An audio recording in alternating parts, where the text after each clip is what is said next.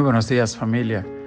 Juicio justo contra los impíos es el tema del devocional de esta mañana. La lectura está en Jueces 9, del 26 al 45. Y Gaal, hijo de Ebed, vino con sus hermanos y se pasaron a Siquem, y los de Siquem pusieron en él su confianza. Y saliendo al campo vendimiaron sus viñedos y pisaron la uva e hicieron fiesta, entrando en el templo de sus dioses, comieron y bebieron y maldijeron a Abimelech. Les recuerdo que estamos leyendo en el libro de los Jueces. El período que se recoge en este libro de los Jueces es el período que va entre la muerte de Josué, cuando el pueblo de Israel salió de Egipto y entraron a la tierra prometida e hicieron pacto con Josué. Dice la Biblia que toda aquella generación sirvió a Dios. Pero al morir Josué, los padres no pasaron a los hijos, no instruyeron a los hijos sobre quién era Dios, sobre la ley. La Biblia dice que el oír, la fe, viene por el oír la palabra de Dios. Y de ahí deducimos, si cuando tú oyes la palabra de Dios te genera fe, cuando tú oyes música cristiana te genera gozo en el alma, no alegría, gozo, el gozo del cielo, porque la alegría es circunstancial a la circunstancia de afuera, pero el gozo que viene de Dios, aún en la más terrible dificultad, hay una paz que gobierna tu alma, aún en medio de la angustia más grande. Entonces, ¿qué se producirá cuando en vez de la palabra tú estás oyendo los chismes, los pleitos, la contienda, la ira, las maldiciones, las palabras de duda, de incertidumbre, de envidia, de rencor, que vienen del corazón de Satanás, que vienen de la boca del infierno? Destruye lo que es la fe. Y quien tiene la puerta eres tú, porque como se llama este libro, el libro de los jueces, así también Dios te ha puesto a ti por juez de tu propio destino. Y el libro de Génesis nos habla de un principio bíblico muy poderoso. La ley de la siembra y la cosecha. Dios le dijo a Noé cuando salió del arca: nunca cesará la ley de la siembra y la cosecha. No voy a destruir la tierra por agua. Y sabemos que no más por agua, pero sí por fuego, el día del juicio final. Pero mientras ese día llegue, la ley de la siembra y la cosecha está en operación. Lo que tú estás viendo hoy fue lo que sembraste ayer, en lo profesional, en lo espiritual, en cuanto a las relaciones de tu familia, etc. La ley de la siembra y la cosecha, la ley de la causa y el efecto. Ese es un principio universal que gobierna aún la creación. No hay efecto sin causa, no hay creación sin un creador. Lo que pasa es que algunos impíos, con tal de sacar a Dios de la ecuación, dicen: no fue Dios la causa prima o la causa primera, fue el Big Bang, fue una explosión, fue que del caos surgió esta belleza que vemos. Pero no es cierto.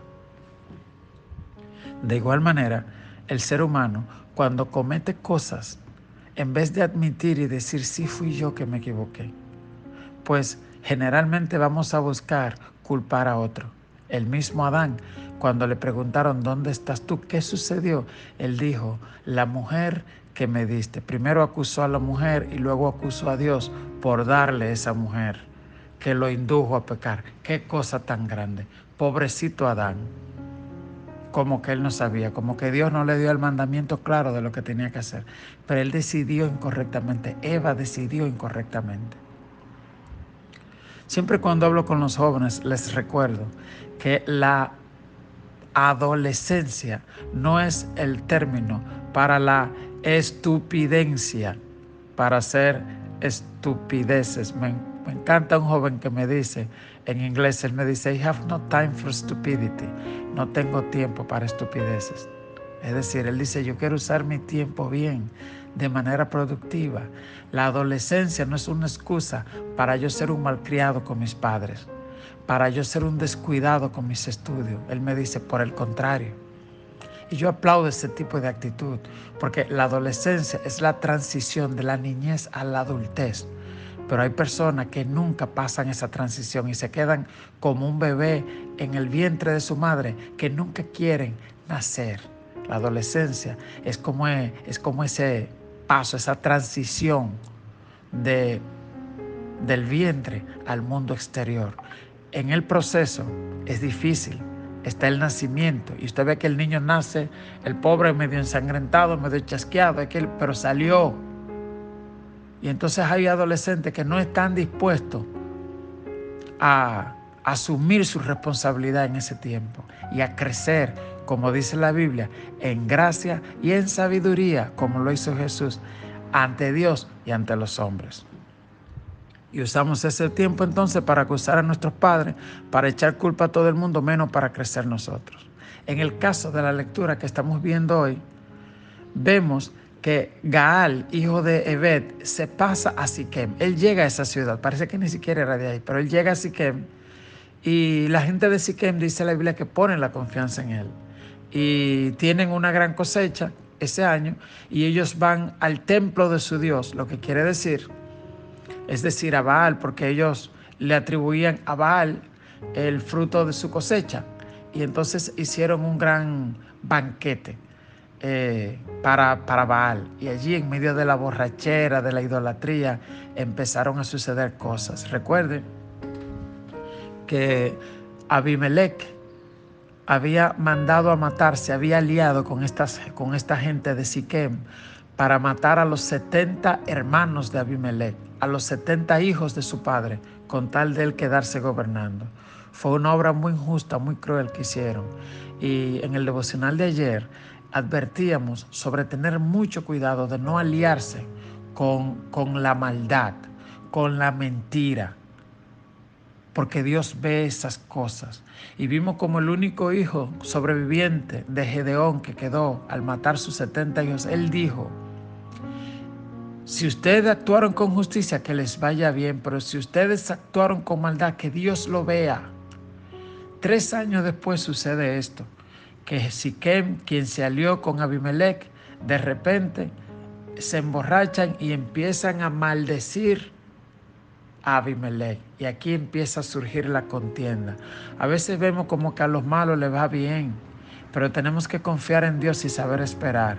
3 años después, continuamos leyendo en el verso 28 del capítulo 9 del libro de los jueces y dice: y Gaal, hijo de Ebed, dijo: ¿quién es Abimelech y quién es Siquem para que nosotros le sirvamos? ¿No es hijo de Jerobaal y no es Zebul, ayudante suyo? Servid a los varones de Amor, padre de Siquem. ¿Pero por qué hemos de servir a él? Ojalá estuviera este pueblo bajo mi mano, pues yo arrojaría luego a Abimelech y diría a Abimelech: aumenta tus ejércitos y sal. Es decir, este hombre llamado Gaal está diciendo: nosotros no tenemos que servir a Abimelech. Ojalá ustedes me apoyen, que yo les voy a decir a Abimelech que salga a pelear y yo lo voy a derrotar y yo me voy a constituir en rey de ustedes. ¿Ve? Lo mismo que hizo Abimelech, de repente ahora le está surgiendo contra él. La Biblia dice: perseguiste la sangre, amaste la sangre y la sangre te alcanzará. Tenemos que tener mucho cuidado las cosas que sembramos. Y esto puede darse en nuestro medio laboral, en nuestra cosa familiar, personal, aún en nuestra congregación. Pueden levantarse personas contra la autoridad, contra el orden establecido por Dios. Y hay que tener mucho cuidado con estas cosas. Hacer las cosas en rectitud, en integridad, con transparencia delante de Dios y delante de los hombres. Continúa diciendo aquí. Usted ve, hermano, cuánta intriga y cuántas cosas se dan en esta lectura de hoy. Y esto nos enseña para ser jueces de nuestras decisiones, de las cosas que hablamos, de las cosas que decimos. Alguien dijo: eres dueño de lo que callas y esclavo de lo que hablas. Amén. Y no utilizar el silencio como un arma de hipocresía tampoco, pero hacer las cosas bien, sabiendo que al final Dios es nuestro gran juez. Dice la Biblia en el verso 30, y cuando Zebul, gobernador de la ciudad, oyó las palabras de Gaal, hijo de Ebed, se encendió en ira y envió secretamente mensajeros a Abimelech diciendo: he aquí que Gaal, hijo de Ebed, y sus hermanos han venido a Siquem, y he aquí que están sublevándose contra ti. Levántate pues ahora de noche, tú y el pueblo que está contigo, y pon emboscadas en el campo. Y por la mañana, al salir el sol, madruga y cae sobre la ciudad. Y cuando él y el pueblo que estaban con él salgan contra ti, harás con él según se presente la ocasión. Levantándose pues de noche Abimelech y todo el pueblo que con él estaba, pusieron emboscada contra Siquem con 4 compañías. Aquí vemos el Abimelech, que fue el que tuvo la idea de matar a todos los hermanos, se levanta contra Siquem, el pueblo que lo ayudó para cometer aquel gran crimen. Y ahora están puestos de frente unos contra otros. Dice el verso 35. Y Gaal, hijo de Ebed, salió y se puso a la entrada de la puerta de la ciudad. Y Abimelech y todo el pueblo que con él estaba se levantaron de la emboscada. Y viendo Gaal al pueblo, dijo a Zebul: he allí gente que desciende de las cumbres de los montes. Y Zebul le respondió: tú ves sombra de montes como si fueran hombres. Y volvió Gaal a hablar y dijo: he allí gente que desciende de en medio de la tierra, y una tropa que viene por el camino de la encina de los adivinos. Y Zebul le respondió: ¿dónde está ahora tu boca que decía: ¿quién es Abimelech para que le sirvamos? ¿No es este el pueblo que tenía en poco? Sal pues ahora y pelea con él. Y vemos entonces cómo este Zebul primero engaña a Gaal y le dice: no, cuando Gaal dice: pero yo veo un ejército que viene, le dice: no, que va, son los árboles que tú estás viendo. Y después ya cuando el ejército está muy cercano, Gaal dice otra vez: no, es un ejército que yo veo. Y ahí Zebul, el gobernador de la ciudad, le dice: tú no estabas hablando mal de ellos ahora, habla ahora. Y usted ve, y aquí vemos cómo este gobernador fingió, mintió, engañó a Gaal, y por detrás mandó a buscar el otro. Y uno puede decir: bueno, tal vez que él le molestó que critiquen a Abimelech, o tal vez fue que Gaal, siendo gobernador, quería congraciarse para que le eleven. La gente, con tal de congraciarse con el ser humano, hace cualquier cosa. Y entonces, ¿y tu relación con Dios cómo queda? Continúa diciendo el verso 39. Y Gaal salió delante de los de Siquem y peleó contra Abimelech. Mas lo persiguió Abimelech, y Gaal huyó delante de él, y cayeron heridos mucho hasta la entrada de la puerta. Y Abimelech se quedó en Aruma, y Zebul echó fuera a Gaal y a sus hermanos para que no morasen en Siquem. Bueno, hasta aquí vemos que todo va muy bien con el amigo Zebul, el gobernador. Él entrega a Gaal, lo persigue a Abimelech y lo destruyen por allá. Y ya él se queda en su ciudad, ¿verdad? En Siquem. Y toda esa gente que se confabularon contra Abimelech, con Abimelech para matar a los 70, usted dirá: bueno, pues se salvaron. Pues no. Mire lo que continúa aquí diciendo. Aconteció el siguiente día que el pueblo salió al campo, y fue dado aviso a Abimelech, el cual, tomando gente, la repartió en 3 compañías y puso emboscadas en el campo. Y cuando miró, he aquí el pueblo que salía de la ciudad, y se levantó contra ellos y los atacó, porque Abimelech y la compañía que estaba con él acometieron con ímpetu, y se detuvieron a la entrada de la puerta de la ciudad. Y las otras 2 compañías acometieron a todos los que estaban en el campo y los mataron. Y Abimelech peleó contra la ciudad todo aquel día, y tomó la ciudad, y mató al pueblo que en ella estaba, y asoló la ciudad y la sembró de sal. ¿Usted ve? Entonces, la ciudad tampoco se salvó. Abimelech, cuando sacaron a Gaal y a sus hijos, está bien, él lo destruyó, pero él se quedó por ahí escondido.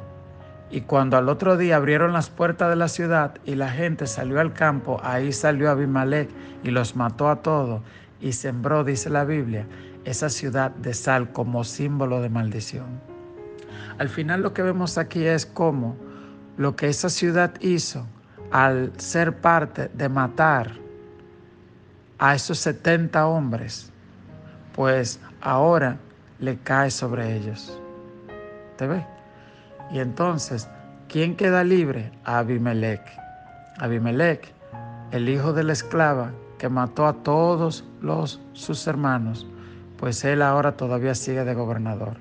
Pero mañana continuamos leyendo y vamos a ver lo que le sucede a este hombre también. Amén. Al final debemos recordar que los juicios de Dios son justos. La Biblia dice en Eclesiastés que debemos recordar que los días de las tinieblas son muchos. Es decir, también dice la Biblia de qué le vale al hombre si ganara el mundo entero y perdiera su alma en el infierno. ¿Qué recompensa dará el hombre por su alma? También sabemos que la Biblia nos enseña de cómo debemos discutir las diferencias. Por ejemplo, nos dice la Biblia, si alguien tiene contienda contra ti, ve y habla con él en privado y dile, fulano, mira, lo que pasó fue esto y aquello. Y así, sin avergonzarlo, porque a veces nos gusta avergonzar ante las otras personas. La Biblia dice, ve y tú habla con él. Si no te escucha, busca un testigo más y dile, fulano, mira, otra vez yo recuerda que te dije tal cosa. Y dice, si tampoco te escucha ni a ti ni a la persona que fue contigo, dilo a la iglesia. Y que la iglesia lo aconseje, que los ancianos, que el pastor se siente con él y hable. Y si tampoco escuchó al pastor, a los ancianos, ténganlo por gentil y publicano. Es decir, ese no es cristiano nada, aunque esté en la iglesia. Ese es un amargado, un rencoroso. ¿Ok? En las empresas se hace de la misma manera. Cuando alguien no anda correctamente, se le llama personal, inclusive hasta puede hacer una carta de reprimenda diciendo si esto vuelve a pasar usted va a ser expulsado. Y al final se expulsa o se corrige o lo que fuera. Amén. Y este proceso nos enseña también a nosotros a ser misericordiosos. Hay que tener cuidado que no porque una persona falle 1 o 2 veces ya tú quieres de una vez mandarla para el infierno. No, si hasta en las empresas hay un procedimiento, ¿verdad? Para tú disciplinar a alguien, mucho más en la casa de Dios, mucho más en la familia. Ahora, hay que tener cuidado con aquellas personas que por más que uno lo aconseja y trata con ellos, persiste en el mal. Ya eso es otra cosa. La Biblia dice, si el impío quiere anidar sobre tu cabeza, no se lo consientas, ¿ok? Entonces hay familias a veces donde una persona, por ejemplo, cae en la droga y toda la familia es víctima porque por la mamá olvidarse del papá y de todos los otros hermanos para cuidar a este fulanito que quiere andar haciendo lo que le da la gana, pues la casa se vuelve un caos. Y hay un momento donde uno tiene que entender y decir, espérate, a veces la gente hay que dejarla que golpee fondo, que toque fondo y rebote, y entonces ahí deja que lo ayuden. Pero cuando una persona se esconde, empieza a culpar a otro, no quiere que lo ayuden, empieza a sembrar intrigas, ¿ok? Y uno le dice algo, fulano, y lo que va es donde otro, no, mira, fulano me dijo esto, pero en realidad esto, vamos a hacer tal cosa, pues ya usted sabe que lo que está sembrando es contienda, división, pleito. Y esa persona, pues no, uno la expone. Y uno le dice, no, fulano, yo no me conduzco de esta manera. Si tú vas a hablar de mí, de fulano, pues ¿por qué no nos sentamos con él y hablamos? Amén. La Biblia dice seguir la paz con todos y la santidad sin la cual nadie verá al Señor. Que Dios te bendiga, que Dios te guarde. Tenga un feliz y productivo día. Y como yo siempre digo, el tiempo que usted va a dedicar para estar en crítica, en burla y tal cosa, use ese tiempo para la productividad, para su desarrollo mental, profesional, humano, para leer libros de sabiduría como el libro de los Proverbios y para leer el Sermón del Monte. Usted se lee Mateo desde el capítulo 5 hasta el capítulo 7 u 8 por ahí, para que vea las preciosas enseñanzas que dejó Jesús para el trato con nuestros semejantes. Que Dios te bendiga y que Dios te guarde.